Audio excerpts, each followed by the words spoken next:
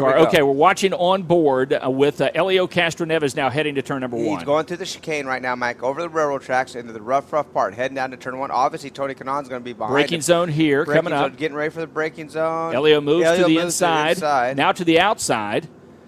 Whoa! Oh, yeah. So Tony Kanaan literally flew over the top of Elio's car. 55-year-old Bruce Allen in the right lane. Kenny Koretsky in the left lane in one of the most horrific crashes we have ever seen.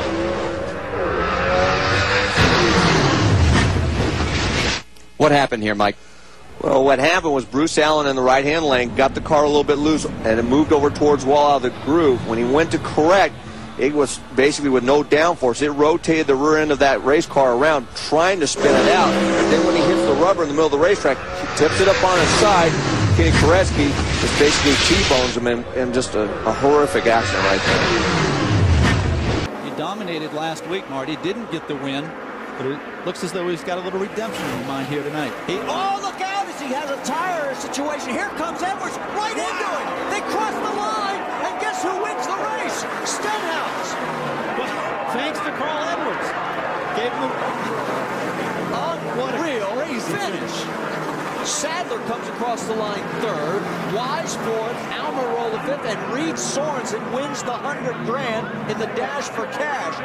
And Ricky wins for the second time, courtesy of a shove from Carl Edwards. All right, take another look at this. Okay, all of a sudden, I don't think that's the engine. That's an engine. It's the engine. You're right. Wow. And I wonder if Carl got into the fluid and couldn't steer. I would think so, because you'd think he could have missed it, but it's hard to say from up here. You're right, though, and look at the tire from there. He did a good job of just keeping. He had smoke and oil, I guarantee you. He just couldn't miss him. All right, let's just listen this time from Carl's perspective.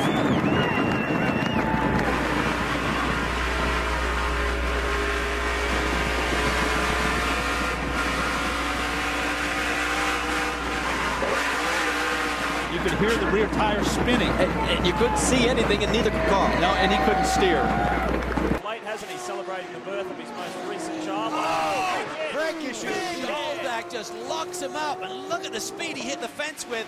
Takes Foster with him. Oh, that was nasty. He's fled the fence. He is on the other side of the fence. Look at the top. Gunter Shaldak has gone straight on at turn 1 at Road America. And this is a point where we knew now they're on the brakes. Look, the Mazda's on the brake. And Gunter looks like he got on the brakes very late and then just locked them up. Oh, the car all the way over the top. You saw the Mazda dip down, and Gunter's car definitely didn't really start to slow down.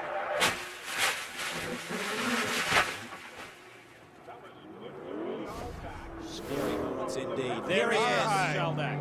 Oh, that's fantastic. With the Honda brand new team, this one for Palmer. And another track, and two others go down in the midfield pack, and it's on the second lane, and the second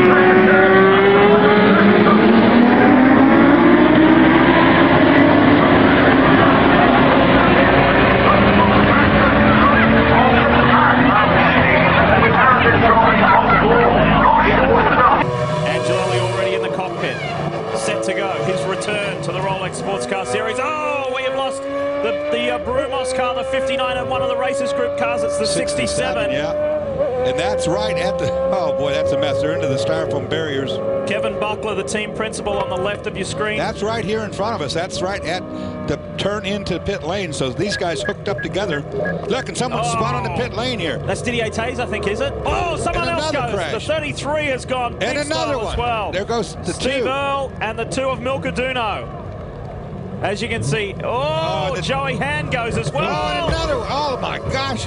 We're losing half the field. Oh, that was a big hit. Oh my goodness. 1, 2, 3, 4, there's 6, 7, 8 cars there. Listen to this now. Big contact. That was Buckler. That was JC French. Now watch this. There goes Dr. Steve Earle. Milkaduno. To the right of your screen will be Joey Hand. Didier Taze has already spun up the top. But watch this now. There's Joey. This is very scary right here. There's Craig Standard. A huge impact. Mike Levitas drifts in there, and then that is the biggest hit of all. Mike Boffman slamming into the back of Kevin Buckler's car as Steve Earle gets back. Tempers were definitely tested, and JC France was not happy. We don't think that was because of the impact. We think that was something else, and there is a very shocked and stunned Mike Boffman. Back at Watkins Glen International, we are under a red flag condition as of right now. 15 laps to go, 75 in the books. A big incident in turn 1 involving 3 key players, and just a moment ago, here's what's happened. A fan somehow gets out of the infield area, comes out on the track, and is trying to get Matt Kenseth's autograph. Oh, do you think alcohol had anything at all to do with that? Oh my God. Kenseth's going, you're not going to believe what just happened here, guys. He jumps over the guardrail, runs back up, and then gets apprehended here. Yeah, he might get a free ride home. And Mike caught up with Robbie Reiser, crew chief for Matt Kenseth, recipient of a fan's hat there, I believe, for an autograph. Have you ever seen anything like that in a red flag? Oh, we've seen a lot of weird things. That's the first time that's happened in our car, I think. But Matt and all the guys there got a good laugh out of it. So, now Biffle and him are going back and forth on the radio talking about it. So it's pretty funny. Shared experiences out here. To your race car, you did get some damage on one of these conflagrations here. Is it good enough to go to the end? Well, I hope so. We ain't going to fix it, so it's going to have to be good enough to get there. Struggled with this thing all day long, but, the DeWalt guys have done a great job keeping it up there, and Matt's done a good job driving it, so hopefully he can come out of here with something. All right, thanks, Robbie. And, by the way, he said, hey, nothing against that fan. Got to have a sense of humor when you race in NASCAR. Jerry?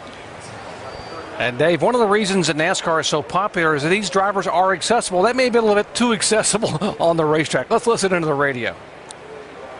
Hi, Robbie. Jumped over the fence. Goes running down there. Jumped over the brake fence. Slides to the right side window of my car and hands me a hat and a Sharpie and says, will you sign this? I'm like, I'm a little busy right now, buddy. He's like, come on, man, have the balls. And I'm like, come on, I'm a little busy here. And all comes trucks and cars and everybody come running from everywhere. Does that ever happen to you, Rusty? Anybody ever come to you? No, that's never happened to me. That's just amazing. And they'll think about that and laugh about that for a long time. Monday morning, Monday afternoon, these guys all go to lunch. That'll be the story at lunch, that's for sure.